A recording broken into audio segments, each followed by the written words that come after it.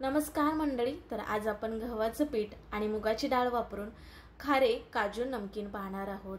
आज जर आपण वेगळ्याच पद्धतीत पाहणार आहोत, म्हणजेच की असे भरपूर पदर सुटलेले काजू होतात। आता रिझल्ट तर तुमच्या समोर आहे, बघू शकता आपल्या काजूंना पदर किती सुटलेत। अगदी खुसखुशीत हे काजू होतात। तुम्हाला गव्हाच्या पिठाचे केले ते काजू कोणीच म्हणणार नाही। आता आवाज सुद्धा ऐकला का, एकदम खुसखुशीत कुरकुरीत हे आपले खारे काजू होतात। तुम्ही हे खारे काजू एकदा बनवून ठेवला तर अगदी महिना 2 महिने मुले आरामात खाऊ शकतात। मधल्या वेळेस खाण्यासाठी एकदम बेस्ट असे हे खारे काजू होतात। जरा दिसायला वेगळे पदरवाज असल्यामुळे मुलं सुद्धा आवडीने खातात। माझ्यासाठी भरपूर अशा टिप्स सांगितलेल्या आहेत। व्हिडिओ कुठेही स्किप न करता शेवटपर्यंत बघा। चला मग वेळ न करता आजच्या व्हिडिओला सुरुवात करूया। तर इथं बघा, आपण मुगाची डाळ वापरून नमकीन करणार आहोत। त्याच्यासाठी अर्धा कप इतकी मुगाची डाळ 2 वेळा स्वच्छ पाण्यातनं धुवून घेतलेली आहे। मग डाळ भिजण्या इतपत आपल्याला 1 ग्लासभर पाणी घालायचं आहे। झाकण ठेवून आपण 2 ते 3 तास ही डाळ भिजत ठेवणार आहोत। 2 तासात डाळ छान अशी भिजली जाते। 1-2च तास इथे मी डाळ भिजत ठेवली होती। बघू शकता छान अशी इथं डाळ भिजलेली आहे। आता पुढे काय करायचं आहे आपल्याला, चला पाहूयात। डाळ भिजले का नाही हे मात्र तुम्हाला चेक करायचं आहे। जर तुमची डाळ भिजली नसेल तर तुम्ही आणखीन तासभर डाळ भिजत घालू शकता। भिजलेली डाळ जे पाणी होतं ते आपल्याला काढून टाकायचं आहे, नाहीतरी पाणी याच्यात खूप जास्त असं होईल। मग आपल्याला डाळ ही मिक्सरच्या भांड्यामध्ये घालून वाटून घ्यायचे। थोडंसंच पाणी ठेवायचं, म्हणजे डाळ आपली छान बारीकसर वाटली जाते। आता याच्यामध्ये आपण घालणार आहोत हिरव्या मिरच्या। तर इथं मी 2च हिरव्या मिरच्या घातल्या। 1 इंच आलं बारीक तुकडे केलेत ते घालून घेतलं। आता मिक्सरला छान असं आपल्याला हे बारीक करून घ्यायचं आहे। बघा ह्या पद्धतीने बारीक करत असताना वरून पाणी वगैरे वापरलेलं नाही आहे। जे मुगाचं पाणी होतं त्याच्यातच छान असं हे बारीक करून घेतलंय। काजू नमकीन बनवण्यासाठी आता आपण पीठ मळूया। त्याच्यासाठी इथे परात घेतली आणि जे आपण मुगाच्या डाळीची केलेली पेस्ट ना ह्या परातीमध्येच काढून घ्यायची आहे। आता आपण काही याच्यामध्ये मसाले घालूयात। तर इथं बघा, अर्धा चम्मच इतके जिरे घातलेत, अर्धा चम्मच इतका ओवा हातावरती अशा प्रकारे चोळून घालायचं आहे आपल्याला। मग आपण याच्यामध्ये घालणार आहोत हळद थोडीशी घालायची, कलर छान येतो। मग आपल्याला घालायचे अर्धा चम्मच इतकी धना पावडर घातलेली आहे। चवीप्रमाणे मीठ, साधारण इथं पाऊण चमचा इतकं मीठ घातलेलं आहे। इथं लाल तिखट सुद्धा मी 1 चमचा घातला। थोडासा व्हिडिओ इथं आपला स्किप झालेला आहे, नाही टाकला तरी सुद्धा चालेल, पण मी इथे थोडंसं लाल तिखट टाकले। पाव चमच इतकं हिंग आणि तेलाच्या किटलीमध्ये जे पळी असते बघा, ती 1 पळी इतकं तेल घातलेलं आहे। तुमच्याकडे जर ती पळी नसेल तर पोहे खायचे 5 चमचे तेल ह्याच्यामध्ये घालू शकता। याने मठरी आपली ही खुसखुशीत होते। आता हे सगळे जिन्नस आपण छान असं मिक्स करून घेणार आहोत ह्या पेस्टमध्ये। आता हे मिक्स झालं की आपल्याला ह्याच्यामध्ये घालायचं आहे गव्हाचं पीठ। तर गव्हाचं पीठ इथं मी चाळूनच घालत आहे। तर गव्हाचं पीठ एकूण 2 कप वापरणार आहे। सुरुवातीला 1 कप पीठ चाळून घेतलं आणि नंतर हे दुसरं कप 2 कप इतकं मी पीठ वापरत आहे। त्याच्यासाठी अर्धा कप इतकी मुगाची डाळ वापरलेली आहे। आता पीठ आपलं चाळून झालं की मग आपल्याला छान असं हे मिक्स करून घ्यायचं आहे। सुरुवातीला पाणी ओतायची घाई करायची नाही। जी मूग डाळीची पेस्ट आहे ती ओलसरच आहे, त्याच्यामध्ये होता होईल एवढं पीठ मळायला बघायचं। नंतर आपल्याला थोडं थोडं पाणी घालून छान असं पीठ मळून घ्यायचं आहे। पण हे पीठ जरा जास्त सैलसरस किंवा जास्त घट्ट ठेवायचं नाही, तर मध्यमच ठेवायचं आहे।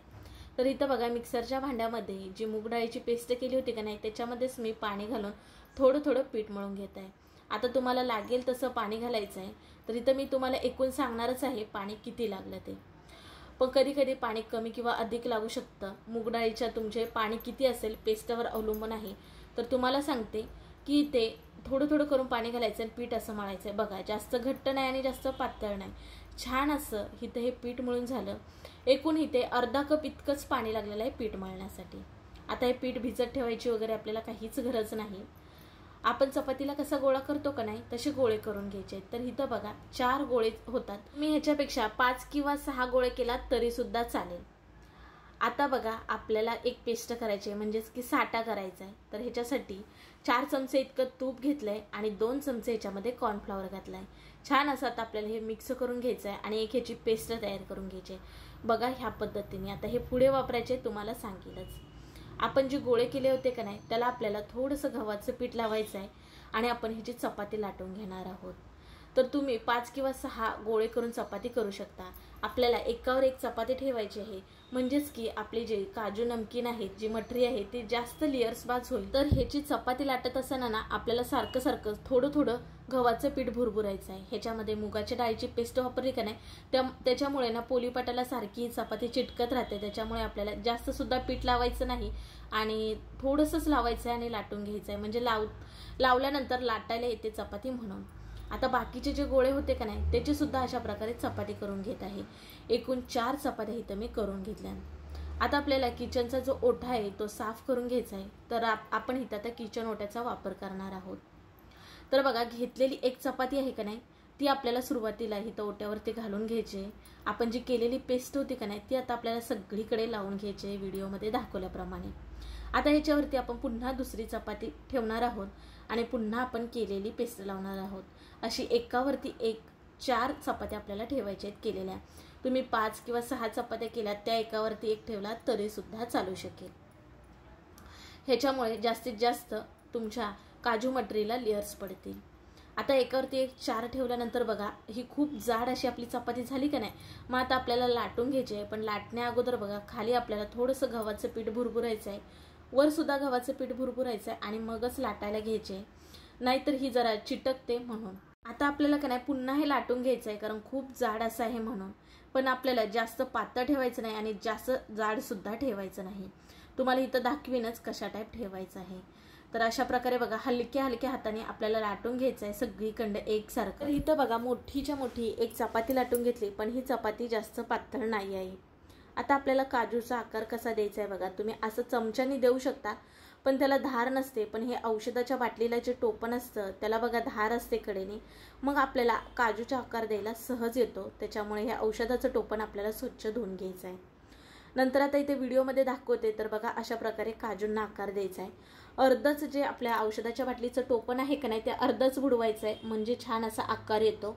आणि बघा एक बाजू आपल्याला मोकळी सोडायची आहे आणि एका बाजूने इथं बघा असं पॅक करायचं आहे, नाहीतरी हे सगळे मोकळे मोकळे होतील। जी मटरी आहे ती आपली सुटली जाईल, म्हणून एका बाजूने आपल्याला बंद करायचे आहे आणि एक बाजू छान फुलण्यासाठी म्हणजे त्याला पदर सुटण्यासाठी एका बाजूने दाबायचं नाही। इथं आता तुम्हाला व्हिडिओमध्ये दाखवतेच मी, समजलंच असेल। तर बघा फटाफट तुम्ही अशा प्रकारे हे काजूंना आकार देऊ शकता। बघा किती छान असा हा काजूंना आकार देता येतो। मुलांना असलं काही असलं तर खूप आवडतं, दिसायला जरा वेगळं दिसतं आणि खायला सुद्धा चवीला भारी लागतं। आता बघा फटाफट होतं। दुसरी लाईन सुद्धा बघा तुम्हाला अशीच पकडायची आहे आणि असं करत जायचं आहे, तुम्हाला इथे व्हिडिओमध्ये दाखवलंच आहे।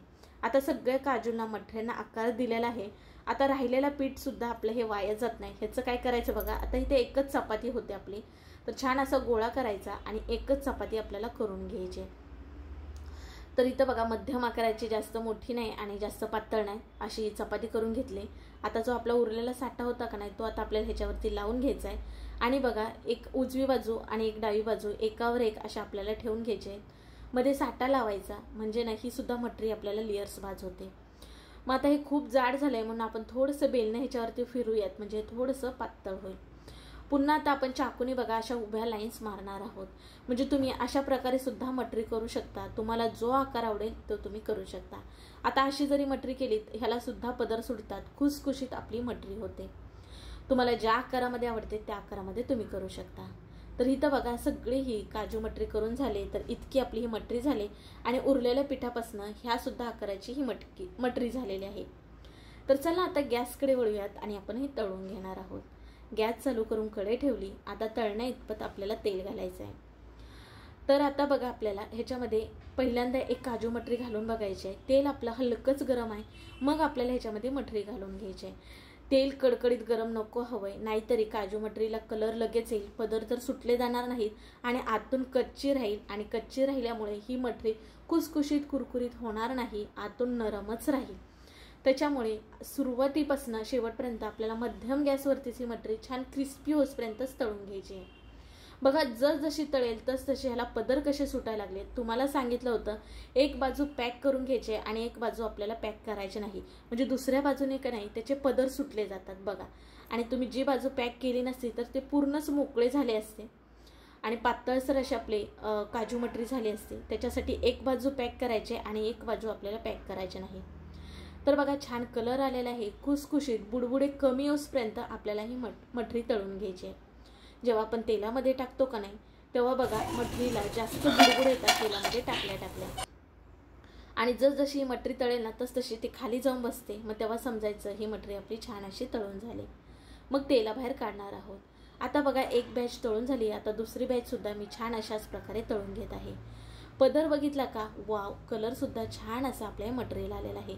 आपली ही मटरी पौष्टिक म्हणायला हरकत नाही. आपण गव्हाचं पीठ वापरलेलं आहे, कुठेही मैद्याचा वापर न करता, आणि मुगाची डाळ वापरून खुसखुशीत अशी ही मटरी केलेली आहे. छान अशी तेल निथळून घ्यायचं आहे आणि जी उभ्या लाईन्समध्ये जी मटरी केलती का नाही ती सुद्धा आपल्याला अशा प्रकारेच तळून घ्यायची आहे. गॅस मध्यम ठेवायचा म्हणजे ह्याचे जे पदर आहेत ना ते छान सुटले जातात. बघू शकता इथं कढईमध्ये ह्या सुद्धा आकाराच्या ज्या मटऱ्या होत्या त्यांना सुद्धा छान असे पदर सुटलेले आहेत. ती सुद्धा आपल्याला छान क्रिस्पी होईपर्यंत तळून घ्यायची आहे. पण तुम्ही मला सांगा, आता ही मटरीला लेयर सुटलेले बघून पटकन एक लाईक ठोका बघू. आता आवाज सुद्धा ऐकून त्या मटरीचा एकदम खुसखुशीत कुरकुरीत ही मटरी झालेली आहे. ही मटरी आणखीन टेस्टी लागण्यासाठी आपल्याला ह्याच्यामध्ये काय टाकायचं आहे बघा, अर्धा चम्मच इतके आमचूर पावडर, इतकंच मीठ घातलेलं आहे. आपण मटरीमध्ये मीठ बरोबर घातलेलं आहे. वरून थोडीशी आपण कसुरी मेथी घालूया, छान असा फ्लेवर येतो. तुम्हाला हवं तर वरून तुम्ही काश्मीरी मिरची पावडर थोडीशी घालू शकता, पण इथं मी लहान मुलांसाठी केल्यामुळे मिरची पावडर घातलेली नाही. आमचूर पावडर घातल्यामुळे खूप टेस्टी ही मटरी खायला लागते, चटपटीत अशी. आणि छान असं आपल्याला मिक्स करून घ्यायचं आहे. आता इथं दुसऱ्या प्रकारची जी मटरी केली ती सुद्धा तुम्हाला इथे मोडून दाखवली की ती कुरकुरीत अशी झालेली आहे. मग आवडली का नाही ही आजची काजू नमकीन मटरी तुम्हाला नक्की कमेंट करून सांगा. तुम्ही ह्याला काजू नमकीन म्हणू शकता, खारे काजू नमकीन म्हणू शकता, किंवा काजू मटरी म्हणू शकता. बघू शकता आता इथे मी तुम्हाला मोडून सुद्धा दाखवले, अगदी खुसखुशीत झालेले आहेत. तुम्ही सुद्धा नक्की एकदा करून बघा. पण तुम्ही मला सांगा, तुम्हाला असे छान छान व्हिडिओ बघायचे आहेत का नाही? मग पटकन आपल्या चॅनलला सबस्क्राईब करा बघू, म्हणजे पुढील तुम्हाला असे छान व्हिडिओ पाहायला भेटतील. मुलांना मधल्या वेळी चटरपेटर खाण्याला देण्याच्या ऐवजी तुम्ही असे जर मटरी करून ठेवलात तर मुलांना आवडणार सुद्धा. अगदी महिना 2 महिने हे खराब होत नाहीत, जसेच्या तसे राहतात. चला पुन्हा भेटू नवीन एका व्हिडिओमध्ये. तोपर्यंत बाय बाय.